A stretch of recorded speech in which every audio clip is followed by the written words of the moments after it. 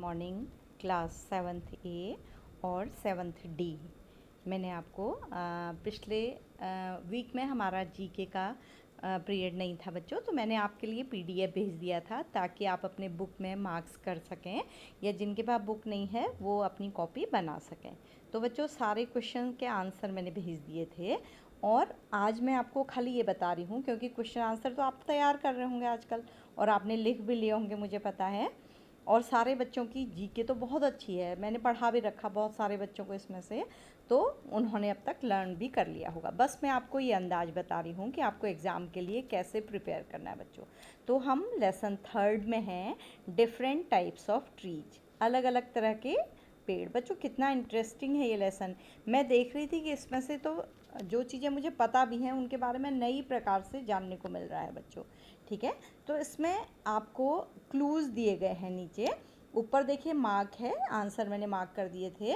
और इसमें जो आपको बताना है, देखिए फर्स्ट क्वेश्चन में ये एफ नहीं है, HEMP है, खाली हैम्प है। ठीक है, और हैमलॉक में के ऐड किया गया है बच्चों, क्योंकि के इसमें था ही नहीं, के छूट गया था। ठीक है, तो इस तरह से हम इसके क्वेश्चंस देखेंगे। बिल्कुल इसी तरह से एग्ज़ाम में भी आएंगे बच्चों।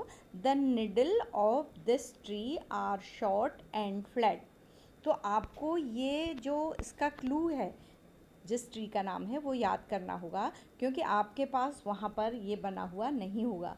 आपको ओरल याद करना होगा कि वो कौन सा ट्री है, और उसमें ऑप्शंस दिए होंगे। जैसे दिया होगा the needle of this tree are short and flat, तो आपको कंफ्यूज करने के लिए बहुत सारे ऑप्शंस दिए होंगे। ठीक है, जैसे चिनार दिया होगा, निम्बा दिया होगा, हैम्प दिया होगा, हैमलॉक दिया होगा, तो आपको क्या सेलेक्ट करना होगा? हैम्प।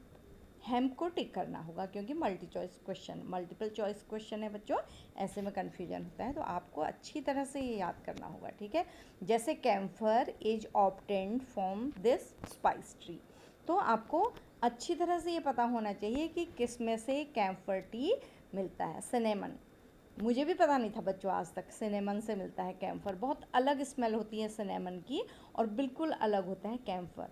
तो सिनेमन का ट्री जब ओल्ड हो जाता है, मे बी 40 ईयर्स ओल्ड हो जाता है, उसके बाद उसमें से कैम्फर लिया जा सकता है। तो बहुत इंटरेस्टिंग है ये लेसन, तो इसे आपको इस तरह से तैयार करना है।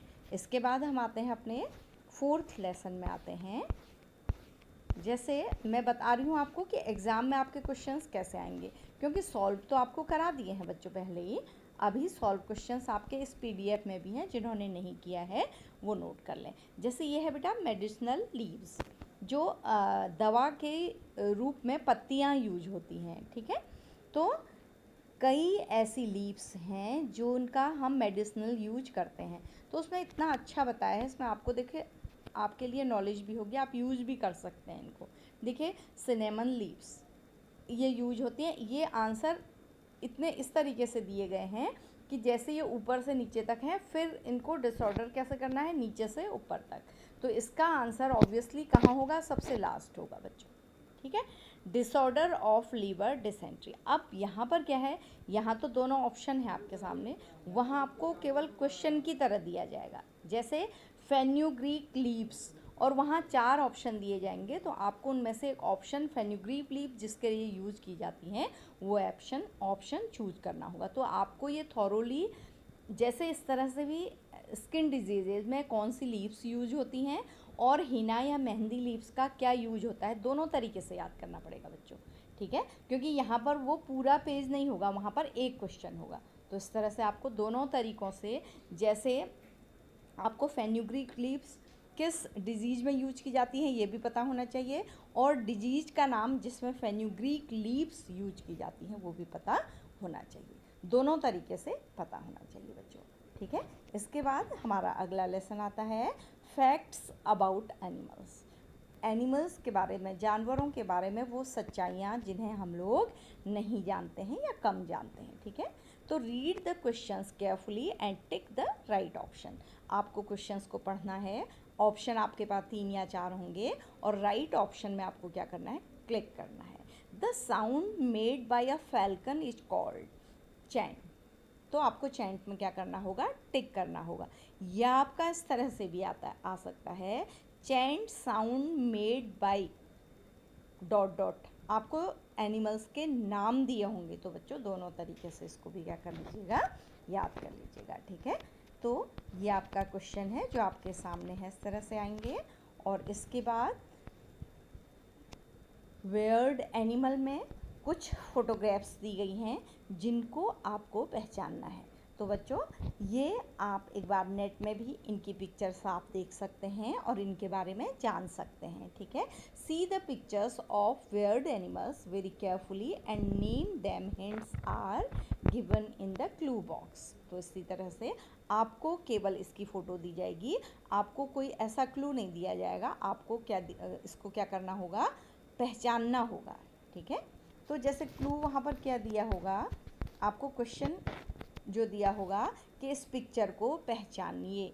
तो आपको जैसे मान लीजिए आपके सामने ये पिक्चर होगी, ठीक है, जो आपके स्क्रीन में सामने है, तो आपको इसका नाम लिखना होगा। फिर आपके पास ये पिक्चर होगी, तो आपको इसका क्या लिखना होगा, नाम लिखना होगा। तो आपको पिक्चर पहचान कर उसका नाम आना चाहिए, ठीक है। जैसे ये होगा, फिर ये आपको पता होना चाहिए कि इस जानवर का नाम, इस एनिमल का नाम क्या है। ये डॉम्बो ऑक्टोपस है, जैसे आप इसको देख के पहचानना सीखिएगा बच्चों। तो इस तरह से आपको बुक के क्वेश्चन आएंगे। और आपके जो फर्स्ट और सेकंड लेसन पढ़ा रखा था उसमें भी दोनों को तरीके से याद करिएगा कि नीम ट्री का यूज क्या है, ये भी आ सकता है, और जो उसके यूजेज हैं वो दिए जा सकते हैं, और पूछा जा सकता है कि ये यूजेज किस ट्री के हैं।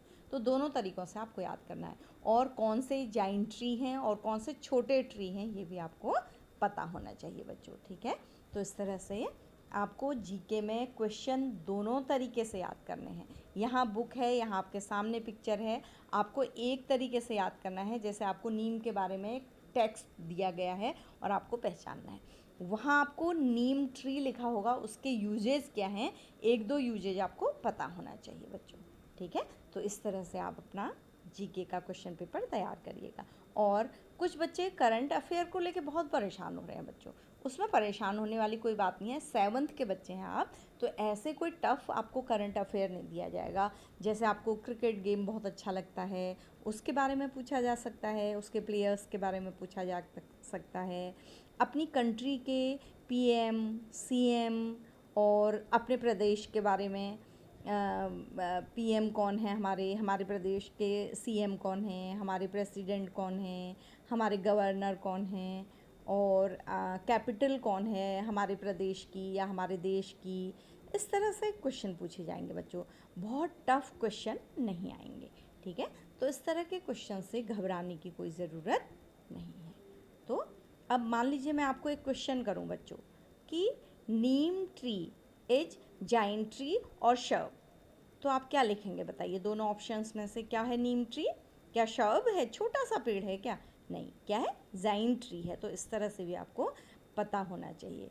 और सबसे पहले आपके उन ट्रीज के मेडिसिनल यूज क्या हैं वो भी आपको अच्छी तरह से पता होना चाहिए, दोनों तरफ से।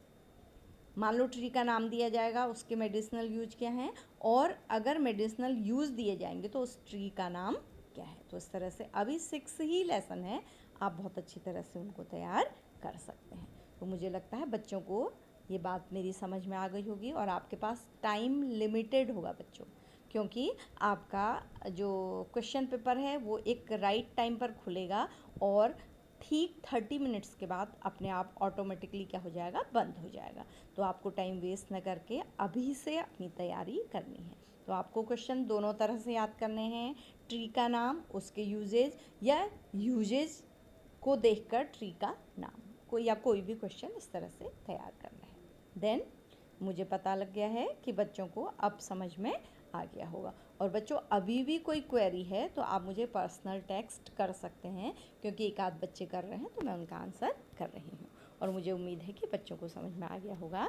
तो बच्चों ऑल द बेस्ट एग्ज़ाम के लिए। Thank you class.